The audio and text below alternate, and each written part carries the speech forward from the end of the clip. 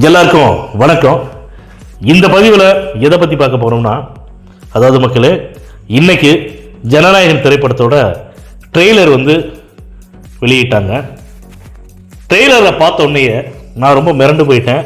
நிஜமாகவே நான் சொல்கிறேன், ட்ரெய்லர் மிகவும் அற்புதமாக பிரம்மாண்டமாக இருந்துச்சு. ட்ரெய்லர் பார்க்கும்போது குறிப்பாக நிறைய பேர் என்ன நினச்சிட்டு இருந்தாங்கன்னா, இது அரசியல் படமா, அரசியல்வாதிகளை தாக்கி பேசுகிற படமா, அப்படி இல்லைன்னா திமுக ஆளுங்கட்சியை தாக்கி பேசுகிற படமா அப்படின்னு நிறைய பேர் அவங்களுடைய கருத்துக்களை சொல்லியிருந்தாங்க.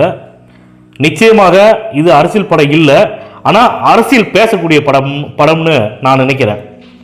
ட்ரெய்லரில் பார்த்தீங்கன்னா முக்கியமான வசனங்கள் இருந்துச்சு. அதில் என்னடா இது ஜனநாயகம் திரைப்படத்தில் சவுக்கடியோடு விஜய் நிற்கிறாரு, சவுக்கோடு நிற்கிறாருன்னு பார்த்தா அதில் 2 டைலாக் வருது. மக்களுக்கு நல்லது செய்யறதுக்காக அரசியலுக்கு வாங்கட அப்படின்னா, மக்களை கொலை பண்ணுறதுலையும் கொள்ளையடிக்கிறதுக்காகவும் நீங்கள் அரசியலுக்கு வந்திருக்கீங்கன்னு சொல்லி ஒரு டைலாக் இருக்குது. அதுக்கப்புறமா ட்ரெய்லரோட கிளைமேக்ஸில் விஜய் அவர்கள் நல்ல அருமையாக அற்புதமான டைலாக் பேசியிருக்காங்க. அதாவது ஐ எம் வெயிட்டிங் அல்ல, ஐ எம் கம்மிங் அப்படின்னு சொல்லி முடிக்கிறாங்க ட்ரெய்லரை. கண்டிப்பாக நான் சொல்கிறேங்க, விஜய் அவர்களுடைய அரசியல் வருகைக்கு அப்புறமா விஜய் அவர்களின் கடைசி திரைப்படமான ஜனநாயகன் திரைப்படம் ட்ரெய்லர்லேயே பிரம்மாண்டத்தை காட்டியிருக்காரு இயக்குனர் ரச்சி வினோத் அவர்கள். நீங்கள் நினைக்கலாம், என்னடா இவன் அரசியலை பற்றி தான் இவன் பேசுவான், ரிவ்யூ பண்ணுவான், ஆனால் ஜனநாயகன் திரைப்படத்தோட ட்ரெய்லர் பற்றி ரிவ்யூ பண்ணுறான் அப்படின்னு நினைக்கலாம். நான் ஜனநாயகன் படத்தோட முழுசாக ட்ரெய்லரை பற்றி நான் ரிவ்யூ பண்ணலைங்க. அதில் மக்களுக்கான அந்த 2 வசனத்தை பற்றி மட்டும் தான் நான் சொல்லியிருக்கேன்.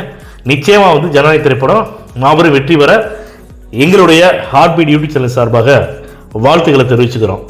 அது மட்டும் இல்லைங்க, இந்த காலத்தில் எந்த ஒரு நடிகனும் மிகப்பெரிய நடிகராக இருக்கக்கூடிய ரஜினிகாந்த் அவர்களாக இருக்கட்டும், அஜித்குமார் அவர்களாக இருக்கட்டும், அரசியலே வேண்டான்னு சொல்லிட்டு அரசியலை விட்டு ஒதுங்கி இருக்காங்க.